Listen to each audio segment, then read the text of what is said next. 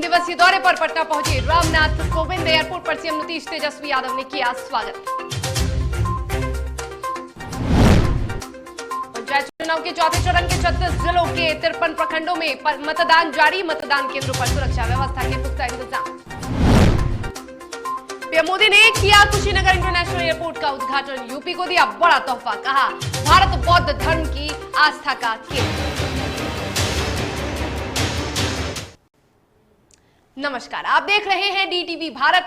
मैं हूं आपके साथ शर्मिला चौहान और इस वक्त की बड़ी खबर आपको यह बता दें कि 3 दिवसीय दौरे पर राष्ट्रपति रामनाथ कोविंद पटना पहुंच चुके हैं। जी हां, राज्यपाल फागू चौहान, मुख्यमंत्री नीतीश कुमार, बिहार के नेता प्रतिपक्ष तेजस्वी यादव सहित कई दिग्गज नेताओं ने एयरपोर्ट पहुंचकर राष्ट्रपति का स्वागत किया। बता दें कि 21 अक्टूबर को शताब्दी समारोह में शामिल होंगे राष्ट्रपति रामनाथ कोविंद। 21 अक्टूबर को बिहार विधानसभा का शताब्दी समारोह है, यानी 100 साल हो चुके हैं बिहार विधानसभा को, और ऐसे में राष्ट्रपति रामनाथ कोविंद का ये बिहार में दूसरा दौरा है राष्ट्रपति बनने के बाद। इससे पहले राष्ट्रपति रामनाथ कोविंद 2017 में आए थे कृषि रोड मैप का उद्घाटन करने, और सीधा 2021 में बिहार विधानसभा के ऐतिहासिक पल का गवाह बनने आए हैं, यानी शताब्दी समारोह में शिरकत करने आए हैं राष्ट्रपति रामनाथ कोविंद। 3 दिवसीय दौरे पर पटना पहुंच चुके हैं। तस्वीरें नेता प्रतिपक्ष तेजस्वी यादव की।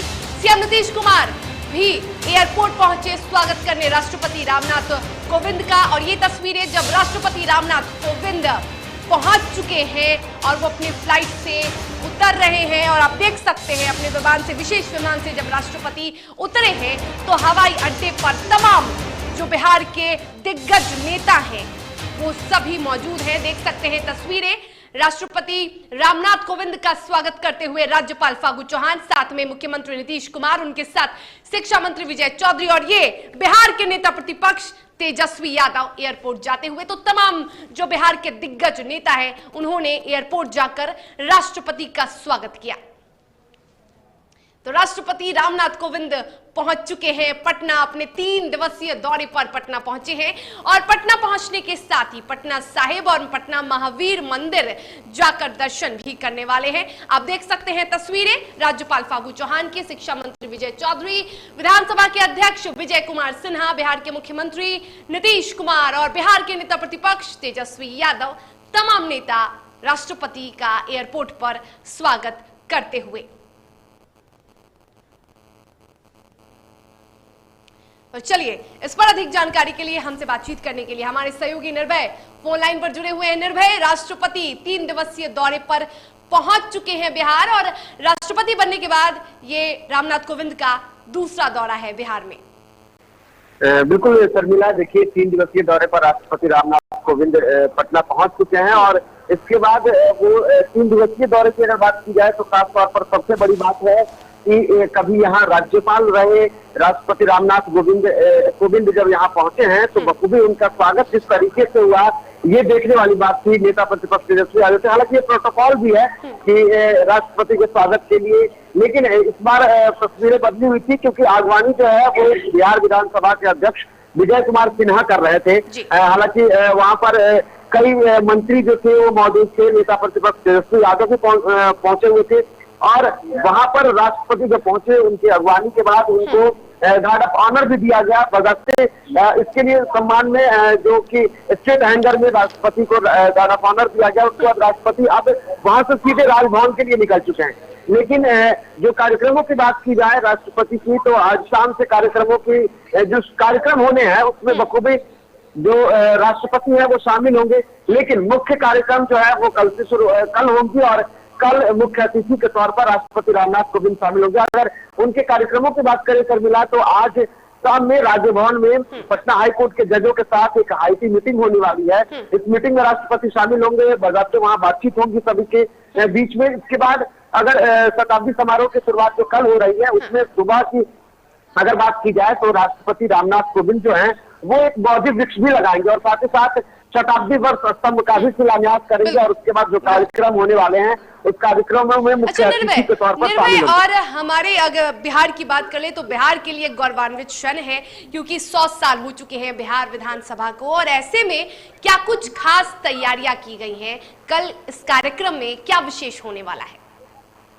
देखिए, बखूबी तैयारी तो बहुत कुछ की गई है और बिल्कुल ये गर्व की बात है, क्योंकि ये वही सदन है, या कह सकते हैं कि ये वही जगह है जिससे 100 साल पूरे कर लिए हैं और जिसने बिहार को विकास के पथ पर आगे बढ़ाया है। ये वही भवन है जिसने बिहार ने अपने कई दौर देखे हैं, कई बदलते हुए हालातों को देखा है। तो बखूबी ये स्वर्णिम पल जो होगा वो सबके लिए सम्माननीय है और सबके लिए गर्व की बात है। और ऐसे में जब 100 साल पूरे हो गए हैं विधानसभा के, तो इसके लिए बजाते तैयारी तो बहुत कुछ की गई है, क्योंकि देख सकते हैं किस तरीके से पिछले दिनों की जो तस्वीरें दिखी है, जब शताब्दी समारोह करके राष्ट्रपति रामनाथ कोविंद के आगमन से पहले की जो तस्वीरें दिखी, बखूबी सजावट जो की गई है, जिस तरीके से लाइटों से सजाया गया है बखूबी, और सिर्फ विधानसभा की बात नहीं करेंगे, बाकी कई अन्य जगहों पर जहां पर राष्ट्रपति का दौरा होने वाला है। कार्यक्रमों के बाद राष्ट्रपति कई जगहों पर जा सकते हैं, जिसमें उनको बता दूं कि लगभग 4 जगहों पर, यानी कि वापसी से पहले वो हनुमान मंदिर भी जाने वाले हैं। इसके अलावा वो और कई जगहों का दौरा करने वाले हैं। तो तैयारी तो इसके लिए पूरी की गई है, लेकिन अगर खास की बात की जाए तो सबसे बड़े खास की बात ये है कि अब तक जितने भी विधानसभा के सदस्य रहे हैं उन सभी का कल स्वागत होगा। बजाते वो सभी लोग आएंगे और तकरीबन 1500 के आसपास की जो मेरी जानकारी के अनुसार जो है उसमें 1500 के आसपास जो अतिथि होंगे वो लोग शामिल हो रहे हैं। सभी लोगों का बखूबी स्वागत किया जाएगा। सभी के सम्मान में कुछ खास तैयारी की गई है। अच्छा निर्भय, ये भी खबरें सामने आ रही हैं कि समारोह में बिहार के नेता प्रतिपक्ष जो राष्ट्रपति का स्वागत करने एयरपोर्ट पहुंचे थे वो शामिल नहीं होने वाले हैं।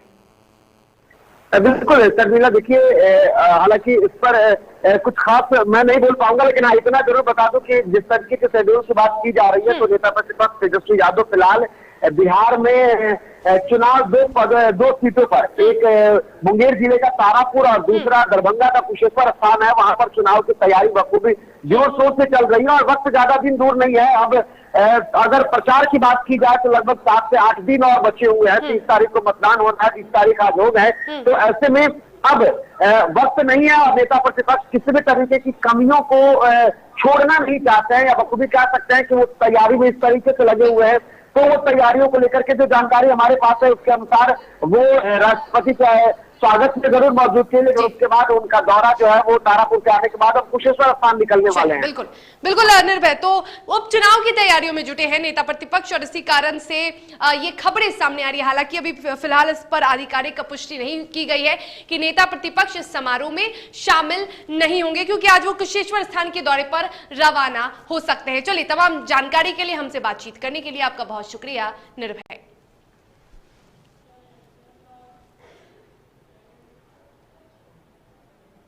और आइए अब बात करते हैं बिहार विधानसभा के इतिहास के बारे में। बिहार विधानसभा का स्वर्णिम अक्षरों में नाम लिखा हुआ है। 7 फरवरी 1921 को मौजूदा भवन में पहली बैठक हुई थी बिहार विधानसभा की। ये पहली बैठक 7 फरवरी 1921 को हुई थी। 1937 में बिहार विधानसभा का गठन हुआ था। जी हां, और 20 जुलाई 1937 को डॉक्टर श्री कृष्ण सिंह के नेतृत्व में प्रथम सरकार का गठन किया गया था। बता दें कि 22 जुलाई को दोनों सदनों का संयुक्त अधिवेशन हुआ था। बिहार उड़ीसा विधान परिषद के नाम से यह पहले जाना जाता था, बिहार विधानसभा। तो 22 जुलाई को दोनों सदनों का अधिवेशन हुआ था और 25 जुलाई 1937 को रामदयालु सिंह बिहार विधानसभा के अध्यक्ष बने थे। तो वही देश की आजादी समेत ऐतिहासिक घटनाओं का गवाह रहा है बिहार विधानसभा का इतिहास। कई ऐतिहासिक फैसले यहां लिए गए हैं। बता दें कि पहले सीएम के कार्यकाल में जमींदारी उन्मूलन अधिनियम पास हुआ था और आजादी के वक्त इसकी अहम भूमिका रही थी। आजाद भारत में जमींदारी उन्मूलन अधिनियम सबसे अहम रहा था। तो बिहार विधानसभा का इतिहास बेहद खास रहा है और शुरुआत में विधानसभा में 330 सदस्य हुआ करते थे। जी हां, फिलहाल विधानसभा में 243 होते हैं, लेकिन 1962, 1967, 1969 और 1972 के चुनाव में सदस्यों की संख्या 319 रही थी। इसके बाद 1977 में विधानसभा के कुल निर्वाचित सदस्यों की संख्या में 6 का इजाफा हुआ था। तो 319 के बाद अब जो सदस्य हो गए थे वो 324 हुए थे निर्वाचित, और एक मनोनीत, यानी कि कुल 325 बिहार विधानसभा के सदस्य हो गए थे। जब झारखंड बिहार से अलग हुआ तो झारखंड के बिहार से अलग होने के बाद सदस्यों की संख्या 243 हो गई और अभी तक बिहार विधानसभा में सदस्यों की संख्या 243 है। 7 फरवरी 1921 को मौजूदा भवन में पहली बैठक हुई थी। तो बिहार विधानसभा का यह स्वर्णिम इतिहास रहा है। 7 फरवरी 1937 में बिहार विधानसभा का गठन हुआ। 100 साल पूरे हो चुके हैं और कोरोना को लेकर कहीं ना कहीं इस कार्यक्रम में थोड़ी देरी हुई है, लेकिन आपको बता दें कि अब भी बिहार विधानसभा का जो इतिहास रहा है वो स्वर्णिम अक्षरों में लिखा हुआ है। स्वर्णिम इतिहास बिहार विधानसभा का रहा है और ऐसे में राष्ट्रपति रामनाथ कोविंद शतक पूरे होने पर, बिहार विधानसभा के शतक पूरे होने पर, 100 साल पूरे होने पर इसका हिस्सा बन रहे हैं। समारोह में शामिल होने पहुंच चुके हैं राष्ट्रपति रामनाथ कोविंद। आपको बता दें कि पटना पहुंचने के बाद वो पटना साहिब जाकर दर्शन करने वाले हैं। पटना के प्रसिद्ध महावीर मंदिर जाएंगे, वहां पे बजरंगबली के, महावीर जी के भी दर्शन करेंगे और इसी के साथ कई कार्यक्रम हैं राष्ट्रपति रामनाथ कोविंद के। तो तमाम राजनीतिक गलियारे में आज हलचल है क्योंकि राष्ट्रपति का आगमन बिहार में हो चुका है। चलिए इसी के साथ यहाँ खबरों के सफर में वक्त हो चला है एक छोटे से ब्रेक का। ब्रेक के बाद अन्य खबरों के साथ जल्द लौटेंगे।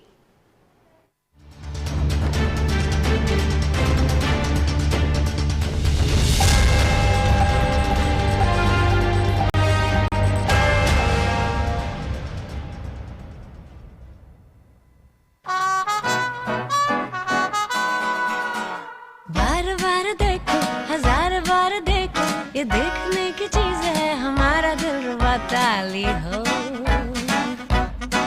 ताली हो। This is my favorite. I like the way I look. I like this. Your wall looks amazing in this one. The wall. Yeah.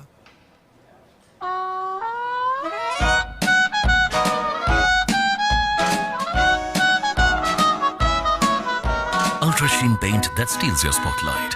Royale Glitz with Ultra Sheen. Luxury with Teflon.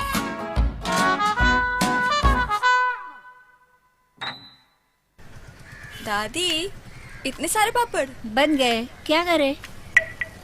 कच्चा पापड़, पक्का पापड़, extra पापड़, Insta पापड़, कक्कड़ दादी की छत का पापड़ with online presence बन गया धाकड़। Phone पे करके ऑर्डर ही ऑर्डर, सब वाह हो गए इसको खाकर। कच्चा पापड़, पक्का पापड़, चंडीगढ़ टू चेन्नई बढ़िया सापड़। कच्चा पापड़, पक्का पापड़, एक्स्ट्रा पापड़, इंस्टा पापड़। बिजनेस बढ़ाओ इंडिया के फास्टेस्ट 4G के साथ। स्पीड से बढ़ो विद वी गिगानेट।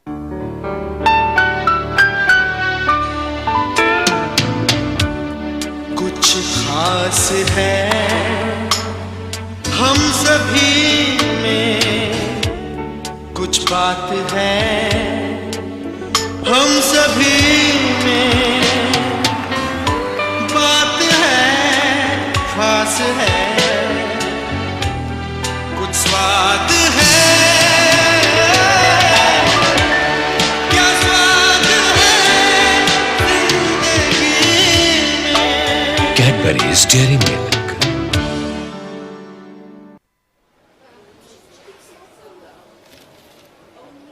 और ये रहा आपका बर्थडे गिफ्ट। पापा, बेटा ये कैसा है? ये दुनिया क्यों न समझे, मेरी दुनिया बदल गई।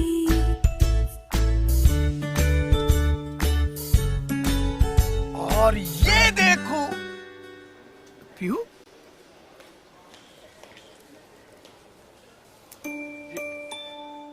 पीहू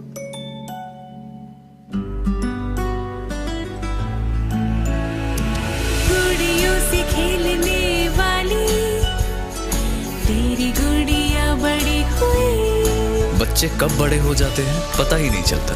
थोड़ा बड़प्पन दिखाइए। रहो सेफ सैनिटरी पैड से खुद को स्वस्थ और सुरक्षित रखने में इनका साथ निभाइए। सर छुट्टी चाहिए थी। क्यों? गांव के सारे घर कच्चे थे, बाढ़ में ढह गए।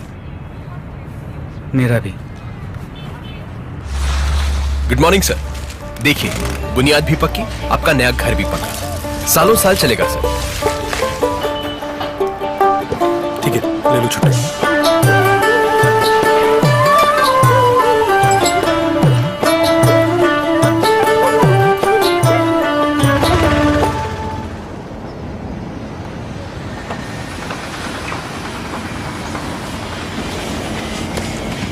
लो, हो गया घर पक्का। छुट्टी कैंसिल।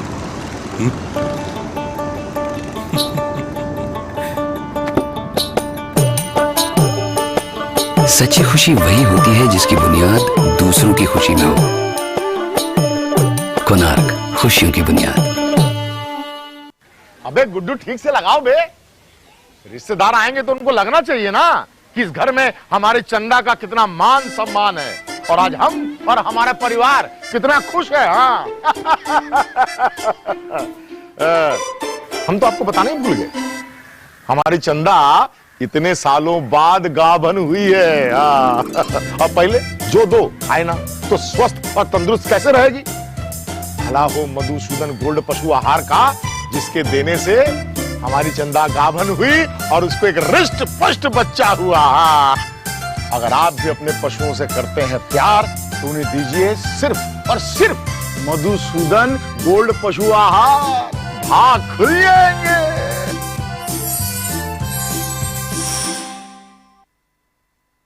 एलीट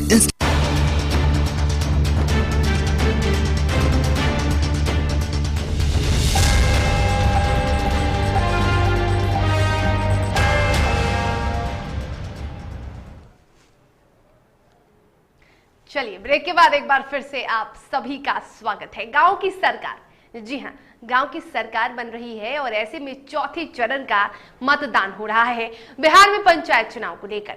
सिवान में पंचायत चुनाव के चौथे चरण में सुबह से ही 3 प्रखंड मैरवा, नौतन और गुठनी में मतदान की प्रक्रिया शुरू हो चुकी है। वहीं मतदाता मतदान के दौरान काफी उत्सुक भी दिख रहे हैं। प्रशासन बेहद मुस्तैद है और सभी बूथों पर कड़े सुरक्षा के इंतजाम है। बूथों पर जिला प्रशासन की ओर से पुलिस बल के साथ कई पदाधिकारियों को लगाया गया है ताकि मतदान के दौरान किसी भी तरह की कोई मतदाताओं को परेशानी ना हो। आपको बता दें कि पंचायत चुनाव के चौथे चरण में सिवान के 3 प्रखंडों में कुल 27 पंचायत में मतदान हो रहा है, जहां कुल 378 मतदान केंद्र बनाए गए हैं और आज कई प्रत्याशियों के भाग्य का फैसला ईवीएम में कैद होने वाला है।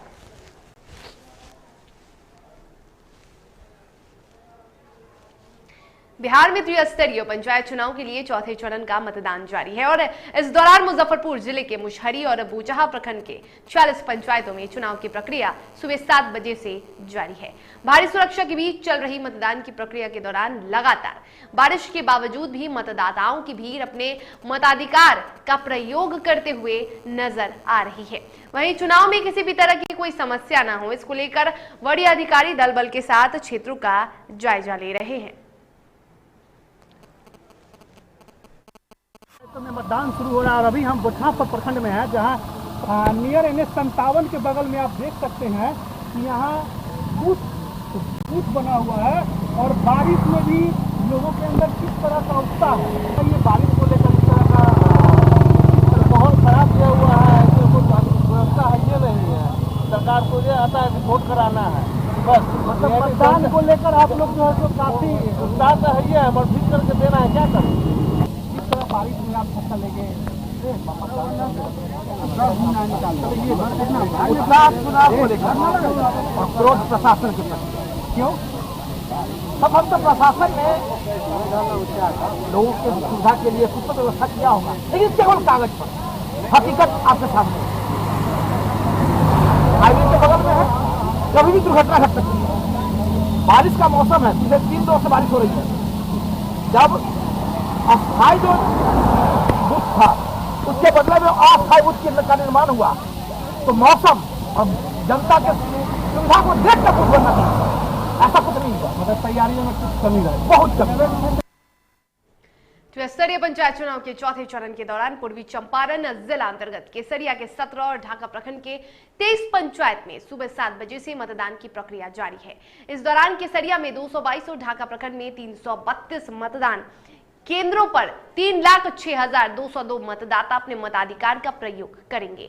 इसके लिए सुरक्षा के पुख्ता इंतजाम किए गए हैं। आपको बता दें कि केसरिया प्रखंड के 1,973 प्रत्याशियों के भाग्य का फैसला आज ईवीएम में कैद हो जाएगा। आपको बता दें कि शांतिपूर्ण मतदान को संपन्न कराने के लिए सभी बूथों पर सुरक्षा के कड़े प्रबंध किए गए हैं।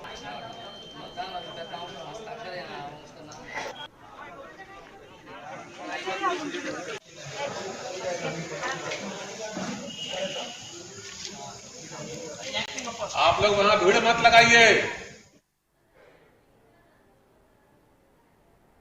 और कटिहार के समेली प्रखंड में भी विभिन्न पंचायतों में मतदान जारी है। सुबह से ही लगातार बारिश के बावजूद लोगों में लोकतंत्र के इस महापर्व में हिस्सा लेने का उत्साह दिख रहा है। यहां भी आपको बता दें कि जनता ने अपने जनप्रतिनिधियों को चुनने के लिए बारिश में भीगते हुए अपनी बारी का इंतजार कर रहे हैं, वोट देने के लिए कतारबद्ध हैं। इस दौरान लोगों ने कहा कि विकास करने वालों को ही वोट करेंगे। और इधर मतदान केंद्र पर सुरक्षा के पुख्ता इंतजाम किए गए हैं। लेने के लिए तमाम जो ग्रामीण हैं उनमें उत्सुकता आप देख सकते हैं। कटिहार जिले के समेली प्रखंड, फलका प्रखंड और मनसाही प्रखंड में त्रिस्तरीय पंचायत चुनाव के तहत चौथे चरण के तहत आज जो है मतदान होना है। सुबह से ही लगातार बारिश हो रही है, मगर तस्वीरों में आप देख सकते हैं कि लोग जो है ग्रामीण जो है वो कितनी उत्सुकता के साथ सुबह से ही यहाँ पर वोटिंग कर रहे हैं। और आप देख सकते हैं कि ये कटिहार जिला के समेली प्रखंड अंतर्गत ये चांदपुर एक स्कूल है और स्कूल के प्रांगण में चारों तरफ पानी जो है बारिश का पानी भर चुका है। क्या सोचा इस बार किस मुद्दे पर वोटिंग करेंगे? मतलब जो विकास करेंगे उनको वोट करेंगे। क्या नाम है आपका? बारिश हो रही है फिर भी आए हुए हैं, क्या नाम बताया आपने? समुची विकास चाहते हैं। तो निश्चित तौर पर जो यहाँ पर कुछ लोग हैं उन्होंने बताया कि उनका जो सोच है वो जो सोचते हैं कि क्षेत्र का विकास होना चाहिए और बदलाव इन लोगों के मन में है कि अगर जो बीते जो प्रतिनिधि रहे हैं अगर उन्होंने विकास नहीं किया है तो हम लोग बदलाव करेंगे और ऐसे प्रतिनिधि को चुनेंगे जो क्षेत्र का विकास करेंगे। आइए ऐसे में और भी लोग हैं, इनसे बात करते हैं कि इस महापर्व में इन्होंने मतदान किया और मतदान अगर किया है तो किस मुद्दे पर। सबसे पहले आप ये बताएं कि आज महापर्व है लोकतंत्र का, आपने वोटिंग किया तो किस मुद्दे पर वोटिंग किया है आपने? सबसे पहला तो है विकास, शिक्षा, स्वास्थ्य, इसी मुद्दे को लेकर के हम लोगों ने वोटिंग किया है।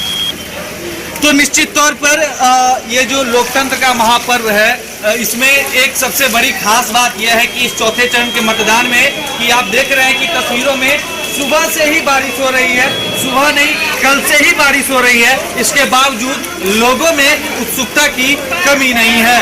मनीष कुमार, VTV भारत, कटिहार।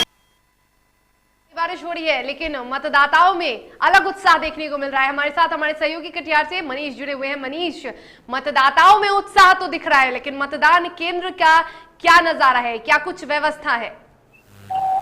जी देखिए, लोकतंत्र के इस महापर्व में जो सुबह से ही लगातार बारिश हो रही है लेकिन मतदाताओं में जो उमंग है, जो उत्साह है वो भरपूर है। लोग सुबह से ही मतदान केंद्र पर मत दे रहे हैं और उनका कहना है कि जो क्षेत्र का विकास करेंगे, जो हमारे सुख दुख में रहेंगे उनको वोट करेंगे। लेकिन कई ऐसे क्षेत्र हैं जहां की जो मतदान की व्यवस्था है वो आप देखकर अंदाजा लगा सकते हैं। जो तमाम वायदे थे कि जो मतदान को लेकर पूरी कर ली गई है, सारे वायदे तैयारी फैल नजर आ रही है। जो व्यवस्था मुकम्मल व्यवस्था होनी चाहिए थी वो व्यवस्था कहीं ना कहीं तो चूक नजर जिला प्रशासन की आ रही है।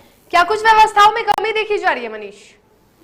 जी देखिए, एक समेली प्रखंड में, अगर कटिहार जिले के समेली प्रखंड में बात की जाए व्यवस्था की तो लगभग व्यवस्था जो बारिश सुबह से जारी है तो इसको लेकर जो व्यवस्था होनी चाहिए थी बचाव के लिए जो लोग मत देने के लिए आते उनके लिए जो मुकम्मल व्यवस्था होनी चाहिए थी वो नहीं है। और फलका प्रखंड में बात की जाए तो बहुत सारे ऐसे बूथ केंद्र के तस्वीर सामने आई है जहाँ की लोग जमीन पर बैठकर जो है मतदान करवा रहे हैं।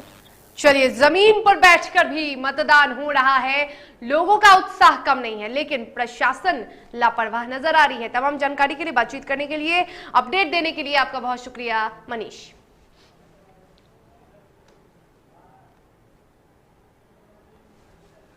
तो त्रिस्तरीय पंचायत चुनाव के चौथे चरण का मतदान जारी है। सुबह से लोग भारी संख्या में मतदान केंद्र पहुंचकर अपने मत का प्रयोग कर रहे हैं। मतदान के दौरान सुरक्षा के कड़े इंतजामात किए गए हैं और इसी कड़ी में जहानाबाद जिले के हुलासगंज प्रखंड में चौथे चरण का मतदान शांतिपूर्ण तरीके से जारी है।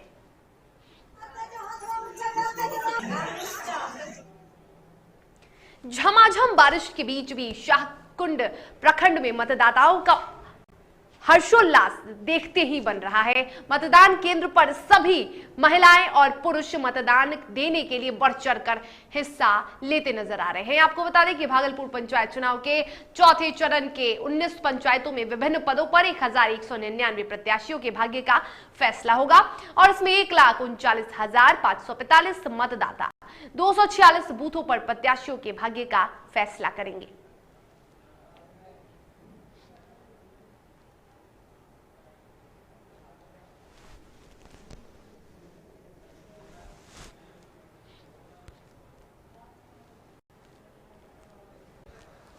और उत्तर प्रदेश के लोगों को एक बार फिर से पीएम ने तोहफा दिया है। प्रधानमंत्री नरेंद्र मोदी ने आज उत्तर प्रदेश में कुशीनगर इंटरनेशनल एयरपोर्ट का उद्घाटन किया है और ये उत्तर प्रदेश का तीसरा ऑपरेशनल इंटरनेशनल एयरपोर्ट है। बता दें कि एयरपोर्ट के उद्घाटन के कार्यक्रम में पीएम मोदी के साथ विदेशी डेलीगेशन भी मौजूद रहे हैं।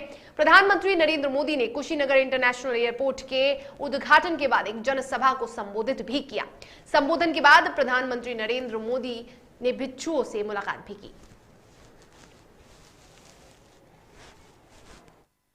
पूरा होने की घड़ी भी है।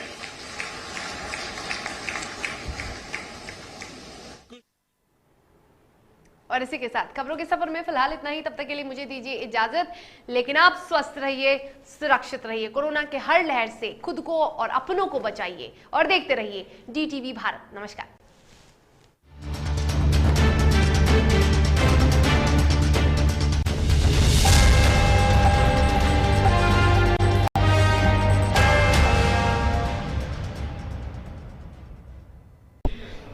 घर चाहिए, मकान चाहिए कि चाहिए दुकान,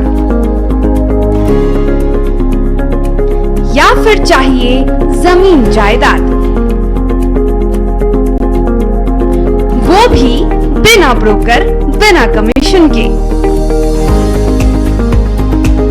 100% लीगल। अधिक जानकारी के लिए देखिए हमारा खास कार्यक्रम बिल्डिंग बाजार।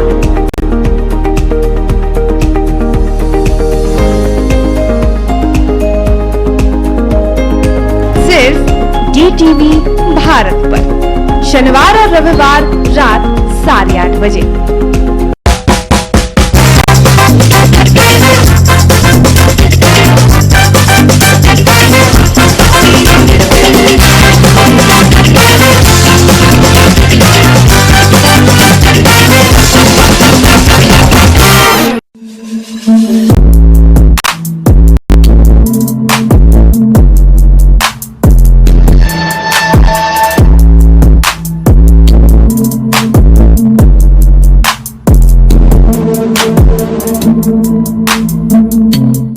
नमस्कार, आप देख रहे हैं DTV भारत का खास कार्यक्रम जायका जंक्शन और मैं हूं आपके साथ शर्मिला चौहान।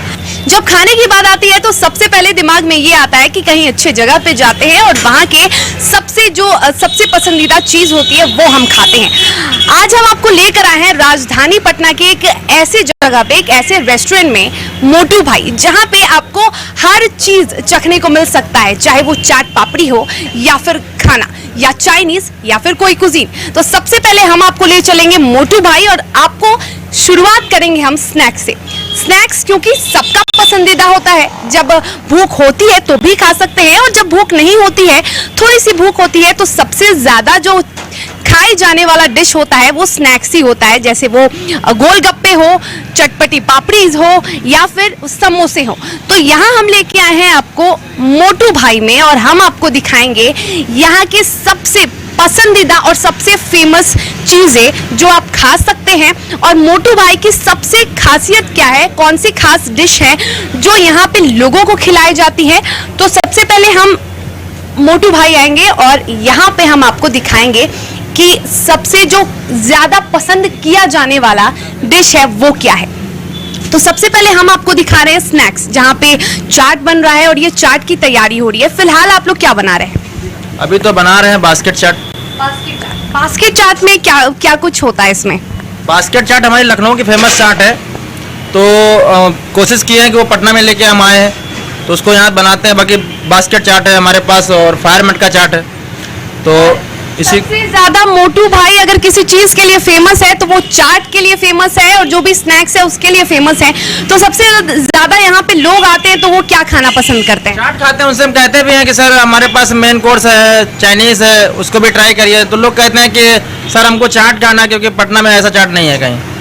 पटना में ऐसा चाट आपको नहीं मिलेगा। आप चाट के शौकीन हैं, स्नैक्स के शौकीन हैं तो आप मोटू भाई जरूर आइए। यहाँ मेन्यू है और तरह तरह के यहाँ पे स्नैक्स के मेन्यू है। गोलगप्पा स्पेशल है, सूजी का है, दही गोलगप्पा है, पंजाबी लस्सी है, बॉम्बे का पाव भाजी भी यहाँ आपको मिल जाएगा और उसके साथ ही आपको बॉम्बे का वड़ा पाव जो कि सबसे फेमस है वो आपको राजधानी पटना में मिल सकता है। तो राजधानी पटना में आप बॉम्बे का वड़ा पाव का स्वाद चख सकते हैं। उसके साथ बॉम्बे चीज वड़ा पाव भी है, पंजाबी छोले भटूरे भी हैं, छोले राइस है, एक्स्ट्रा बटर भी डाल सकते हैं आप।